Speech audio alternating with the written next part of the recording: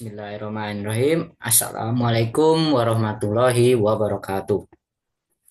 Baik, Bapak, Ibu, dan teman-teman dimanapun kalian berada, semoga sehat selalu. Di sini saya akan eh, menampilkan hasil review jurnal dari jurnal yang berjudul Aspek Geologi Ubur-ubur Api atau bisa disebut dengan Physalia physalis. Langsung saja. Dan beberapa muatan yang akan ditampilkan yaitu pengertian umum dari ubur-ubur api Physalia physalis, dan yang kedua adalah konten-konten yang terdapat yaitu halaman 2, dan yang ketiga ada morfologinya, dan halaman keempat ada anatomi dari ubur-ubur api ini sendiri, dan yang kelima ada taksonomi dari ubur-ubur api, dan yang halaman 6 ada siklus hidup dari hewan ubur-ubur api ini sendiri. Dan yang ketujuh, ada makanan yang dimakan oleh ubur-ubur api, Physalia physalis. Dan kedelapan, ada predator yang dapat mengancam kehidupan dari ubur-ubur ini. Dan yang terakhir, ada kesimpulan.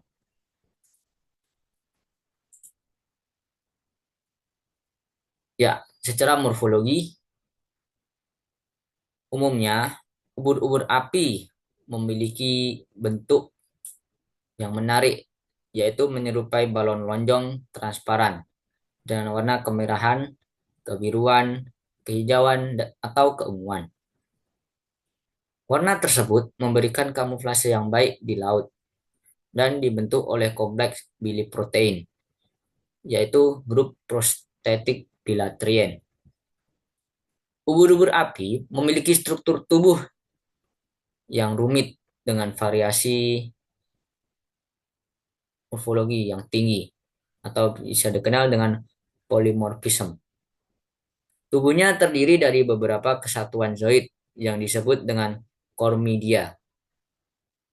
Terdapat 4 zoid di dalam satu individu ubur-ubur api, yaitu pneumatopor, gastrozoid, daktilozoid, dan gonozoid. Keempat zoid tersebut memiliki struktur dan fungsi yang berbeda antara satu dengan yang lainnya. Akan tetapi tetap bersinergi dan tidak bisa hidup jika salah satu zoid tersebut hilang atau mati. Dan yang selanjutnya ada anatomi dari ubur-ubur api, Physalia physalis.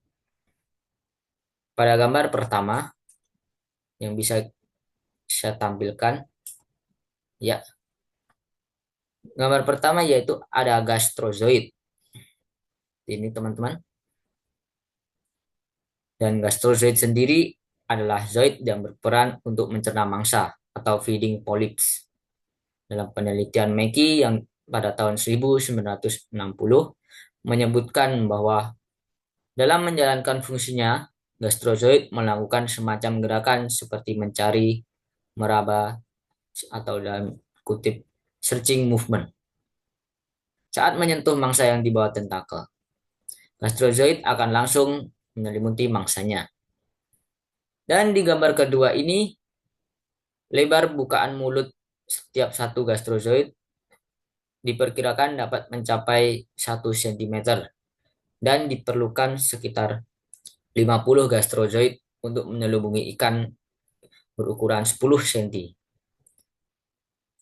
Dan yang gambar ketiga ini ada gonopor, yang merupakan medusoid yang membawa gamet, baik gamet jantan maupun betina. Niktopor dapat melakukan gerakan memompa dan diduga berperan menjaga genodendra yang dilepas ke dalam air, yang dapat bergerak dan teroksigenasi dengan baik. Dan yang selanjutnya ada taksonomi dari Physalia physalis. Physalia physalis ini sendiri masuk dalam kingdom Animalia, phylum Cnidaria, kelas Hydrozoa, subclass Hydroidolina, order Siphonophore, suborder Cystonectae, family Physalia, genus Physalia, spesies Physalia physalis.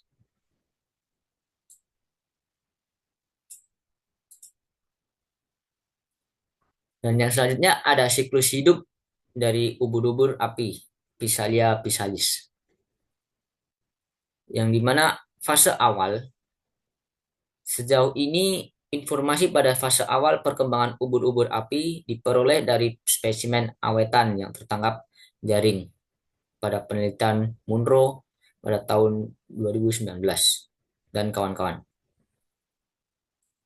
Meskipun demikian, fase siklus kehidupan ubur-ubur api dapat direkonstruksi secara teoretis berdasarkan siklus hidup jenis lain yang dekat kerabatnya. Dan yang selanjutnya ada fase telur dan planula. Fase telur dan planula diilustrasikan dengan merujuk pada siklus hidup Nanomia bijuga. Ubur-ubur api bersifat hermafrodit, atau dalam satu kesatuan koloni terdapat gamet jantan dan betina sekaligus. Meski demikian, ubur-ubur api tetap membutuhkan sperma atau telur dari koloni lain pada saat pembuahan. Ubur-ubur api yang telah dewasa secara seksual akan melepaskan gonodendra yang matang ke dalam air untuk melakukan reproduksi dengan koloni lain. Dan selanjutnya yaitu ada fase perkembangan larva. Setelah bereproduksi dengan koloni lain, sel telur yang telah dibuahi akan berkembang menjadi larva dan tumbuh menjadi ubur-ubur api dewasa. Selama tahap perkembangan awal, ubur-ubur api hidup di bawah permukaan air. Dan yang selanjutnya ada fase naik ke permukaan. Jika pneumatopor sudah mencapai ukuran yang cukup, ubur-ubur api akan naik ke dalam permukaan air dan bahkan sampai ke daerah pantai. Sehingga itu banyak wisatawan yang mengira itu plastik. Padahal itu adalah ubur-ubur api atau yang dikenal Physalia physalis. Untuk teman-teman harap berhati-hati ya untuk membedakannya. Dan yang selanjutnya ada makanan dari ubur-ubur api Physalia physalis. Sebelum saya menjauh tentang makanan apa yang akan dimakan, saya akan menjelaskan tentang cara ubur-ubur ini mencari makan, yang dimana ubur-ubur api merupakan hewan predator yang tidak menyerang mangsanya secara aktif. Ubur-ubur api berburu secara aktif pasif dengan menggunakan tentakel untuk menjebak dan melumpuhkan mangsa. Makanan yang dimakan, seperti yang dikatakan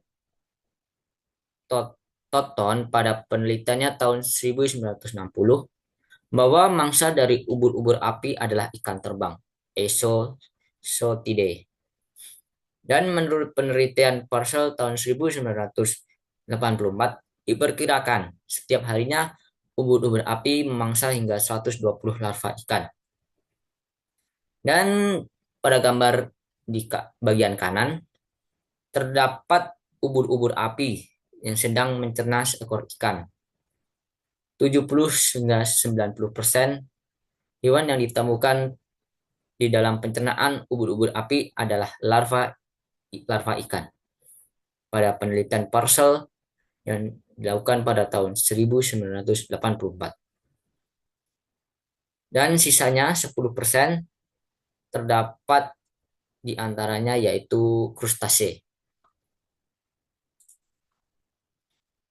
Dan yang selanjutnya ada predator dari ubur-ubur api. Meskipun bersifat karnivora, ubur-ubur api Physalia physalis bukanlah predator puncak atau top predator. Ubur-ubur api memiliki beberapa mangsa seperti siput laut biru, Glaucus atlanticus, penyu tempayan atau bisa disebut kareta-kareta, gurita, Trematopus, dan ikan mola, mola-mola. Seperti pada gambar di kiri yang telah saya sajikan, siput laut Glaucus atlanticus sedang memangsa ubur-ubur api yang dilakukan penelitian oleh Perrin pada tahun 2018. Ya, kesimpulan yang dapat diambil dari hasil review jurnal ini yaitu ubur-ubur api Physalia physalis merupakan biota laut yang berbahaya jika disentuh langsung tanpa bantuan alat apapun, dan hasil sentuhan tersebut bisa melumpuhkan mangsanya, entah itu kejang, bengkak, dan lain-lain. Dan ubur-ubur api Physalia physalis ini termasuk dalam film Snilaria. Para ilmuwan percaya pada konservasi ubur-ubur api Physalia physalis akan banyak memberikan manfaat bagi ekosistem. Akan tetapi, penelitian tentang spesies tersebut masih terbilang kurang, sehingga perlu dilakukan beragam cara konservasi agar dapat dilakukan penelitian lebih lanjut lagi.